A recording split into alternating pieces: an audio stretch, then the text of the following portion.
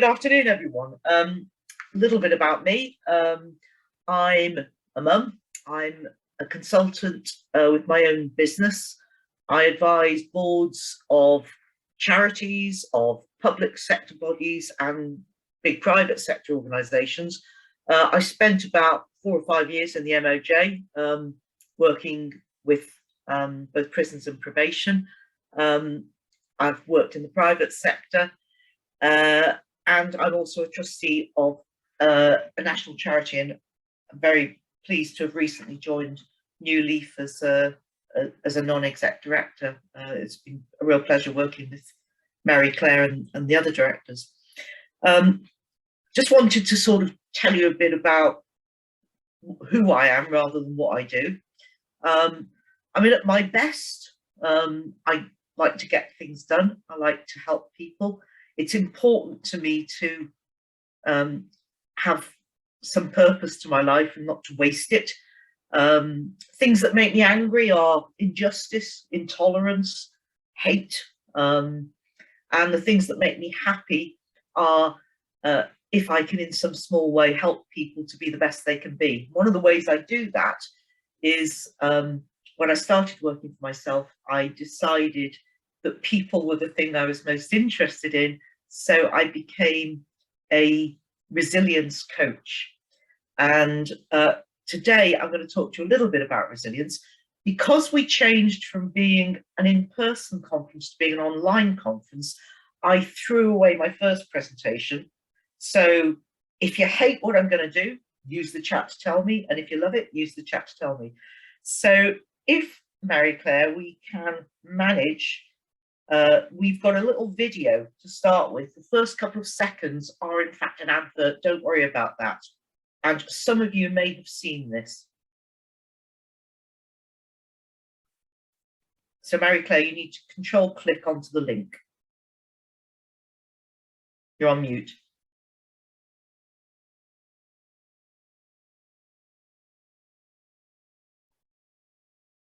So I'm Mary Claire's on mute, so I can't hear what she's saying.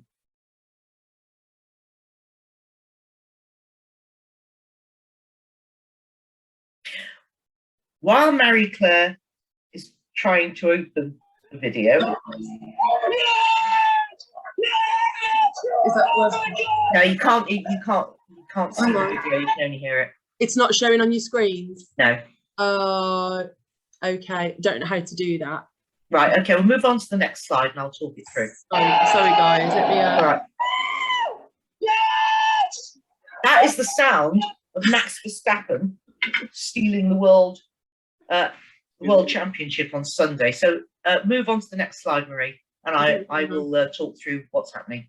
I can't even get out of... Can you hear me?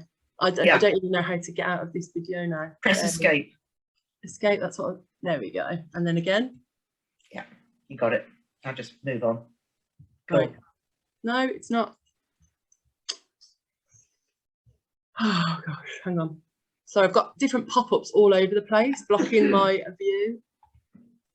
Is it that one? Thank God. There we go. Fantastic.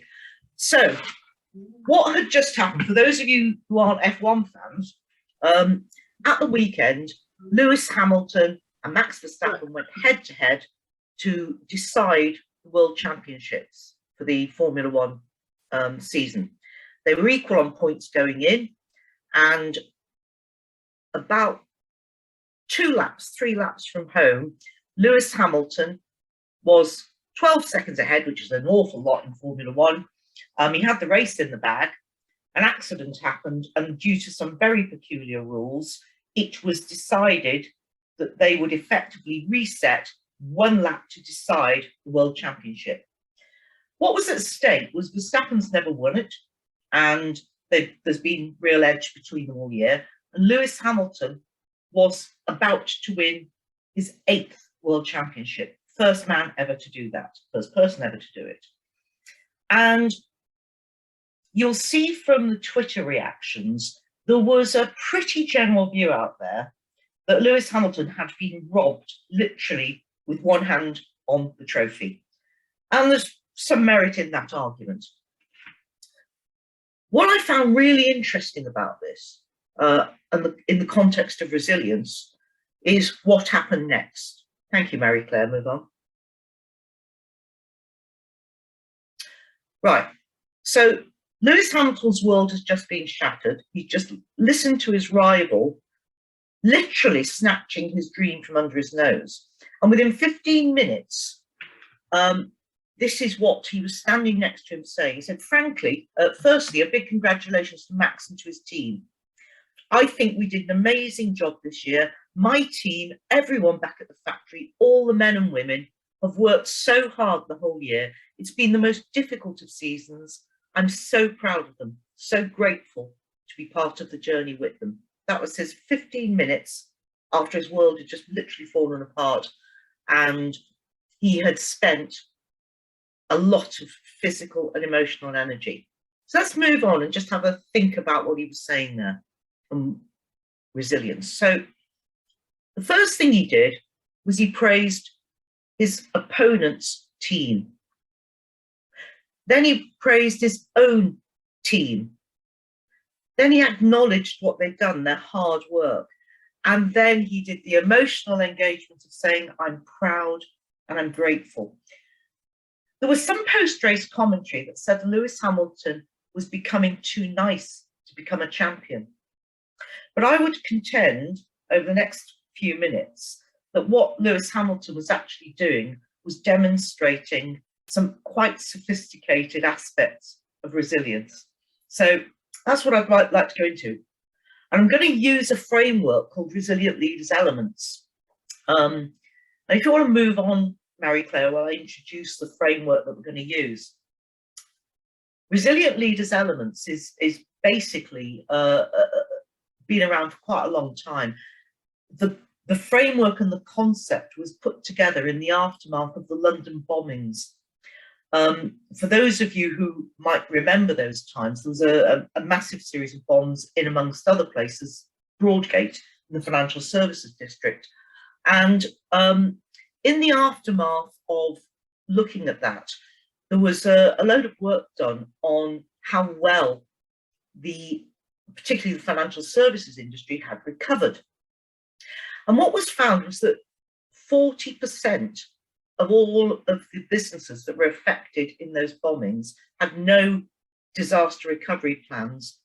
90% had no plans whatsoever in respect of the people and the stress and the post-trauma. And that was where most of the problems emerged. And that's where the whole concept of understanding resilience, personal resilience and resilience of leaders started to come from. That was a very long time ago. And since that time, about 4,500 people have used the resilient leadership frameworks to try and understand their resilience and build on it. So if we think about Lewis, like many of us, a Formula One racing driver will operate in various different ways. And you'll see on this slide, there's a continuum that goes from equilibrium all the way through to chaos. And quite often, some people are very, very comfortable working in the blue to green bit, equilibrium to uncertainty, but they start to get too much into uncertainty and they get very worried about that. Some people can work really well in crisis and can carry on making good decisions. Very, very few people can or should work well in chaos. That's when bad decisions are made. And chaos can be in a work situation, it can be in a personal situation. But as soon as you get into the red end of chaos, that's when your decision making starts to fail. So let's have a look at how we can start to understand what helps you rebalance and helps you recognize when you start going from pressure to stress, wherever that might be on that sliding scale for you. So if we move on to the next slide.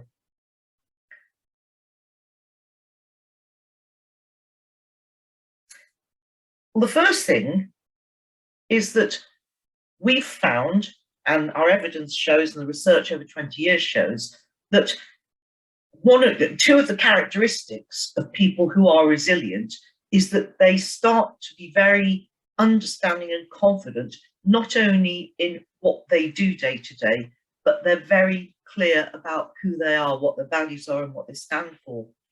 And I think that came through really strongly, actually, with Andy and Gethin, two people who knew what they were doing, but absolutely knew why they were doing it and what they stood for. So that's a very common characteristic of what a truly resilient person will manifest.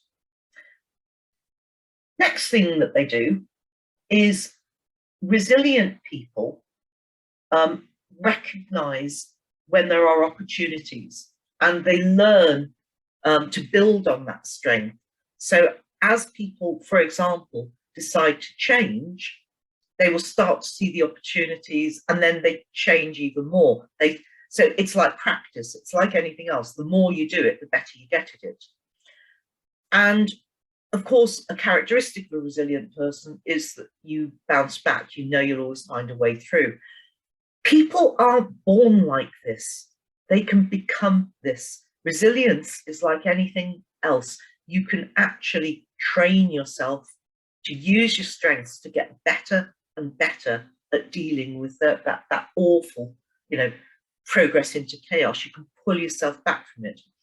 And before we close today, I'm going to give you one little exercise that you can take away that might help you do this.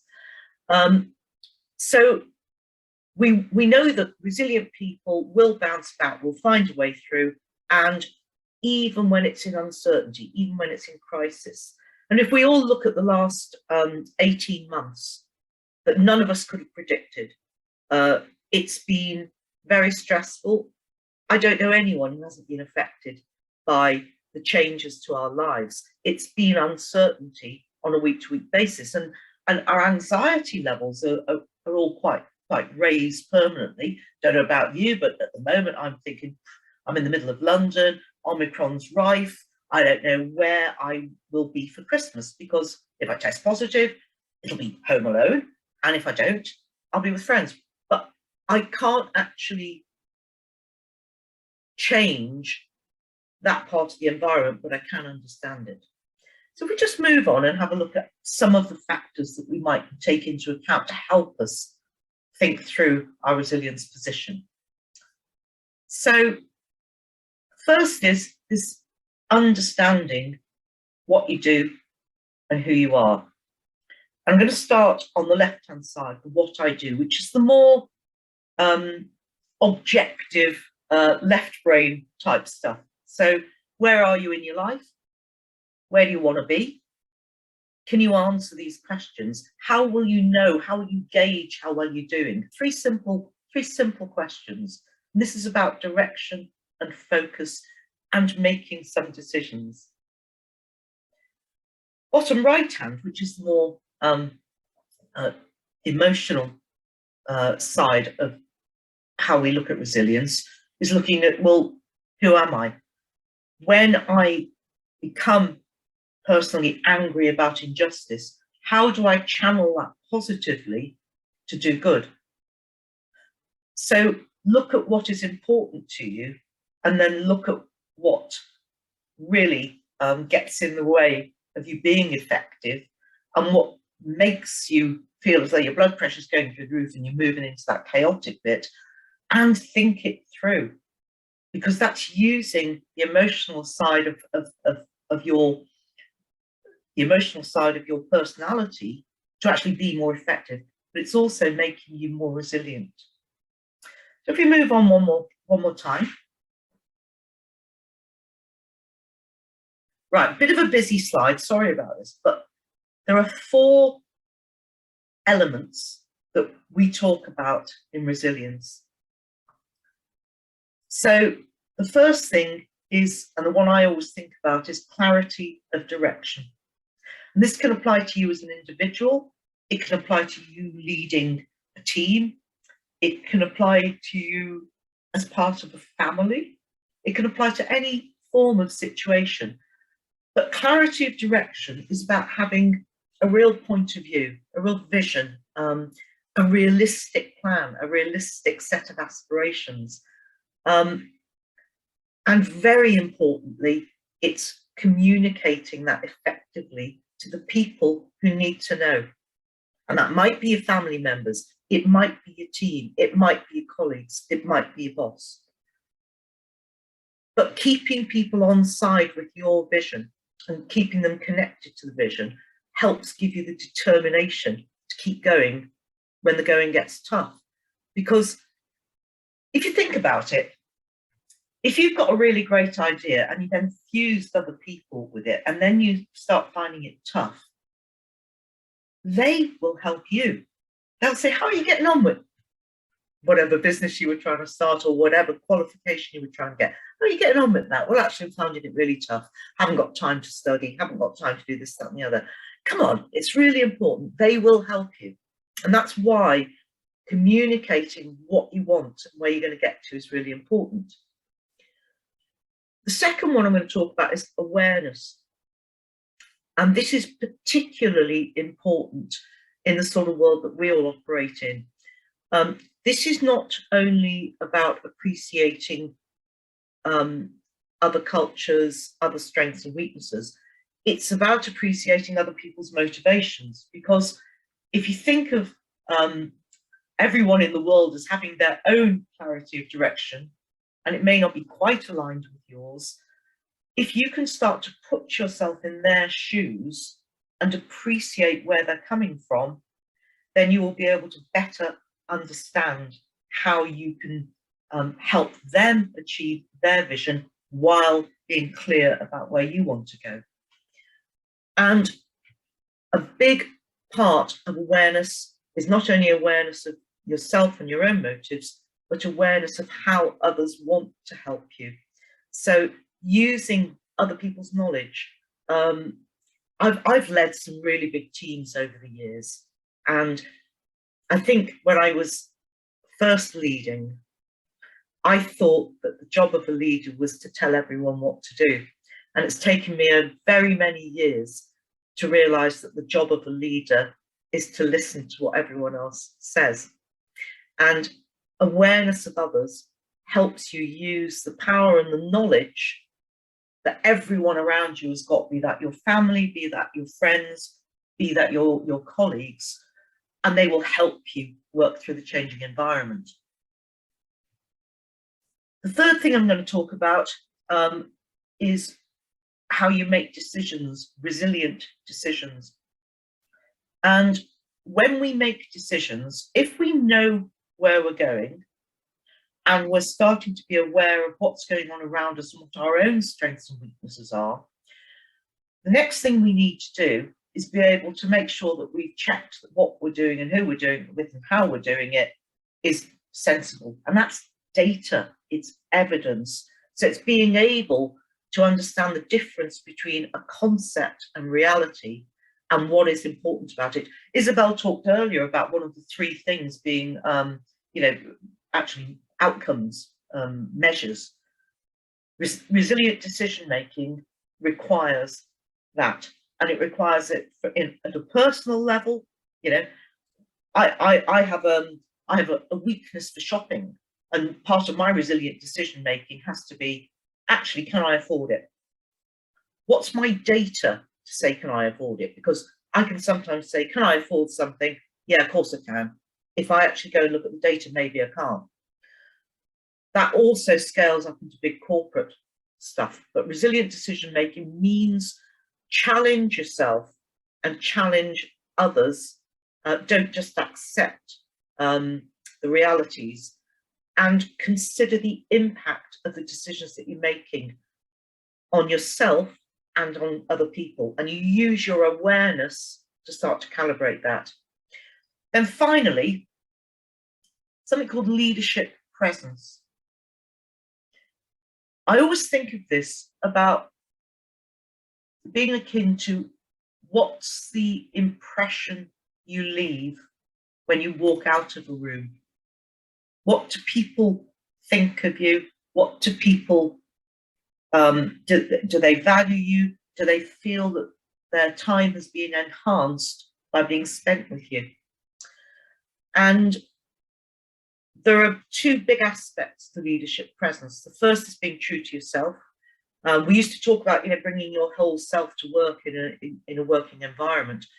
And this is about your values and your ethical code, and actually making sure that you never do anything you're not comfortable with doing. And leadership presence is about being in service to the people who you are with, be that your employees, your colleagues, your family, your friends. So what we're looking for here is to start to consciously understand how our values and how being ourselves, what does that really feel like, and how do we exercise it? It's also a really resilient characteristic that you can make yourself think into a positive outlook for the benefit of others. I was quite struck, Gethin talked earlier about some times when actually he's felt like literally curling up in a ball and crying, but I bet he didn't. I bet what Gethin did was had a positive outlook, because that sounds to me, we've never met, but he sounds like the sort of guy he is. And that is something that you can project onto others. And I think we found a lot of that actually in the pandemic, when the population seems to be positive at a similar time, and then the resilience starts to drain away. So like anything else, resilience is something you can practice. It's a big subject, and in those four key areas of clarity of direction, awareness, resilient decision making, and leadership presence, there are lots and lots of things you can work on. But there's just one thing that I'd like you to think about, and this is about a basic resilience. It's where you could start. So if we just move on to the next slide. Okay, we talked about clarity of direction. I've got 3 slides here about goal setting and how to do it on a personal level. And developing a personal goal can be for anything you like, but it really does help you when times get tough. So visualization is a really cool thing to do. So when you leave this, if you've got some time over the Christmas holidays, look at the 3 slides I'm going to leave you with, and I want you to imagine yourself 6, 12, 18 months in the future, and just write down what your goal is as if you've achieved it. And picture, visualize, put yourself in that place. Put yourself in the house you want to buy. Put yourself in the seat you want to occupy, but just visualize it. Second thing I want you to do is write a description of what you will have achieved in that 6, 12, or 18 months. Look at the results, and it'll define your destination. And we all know, a lot easier to get to where you want to go if you've got some idea of what you want to do when you get there. And the third part of it is probably the most important.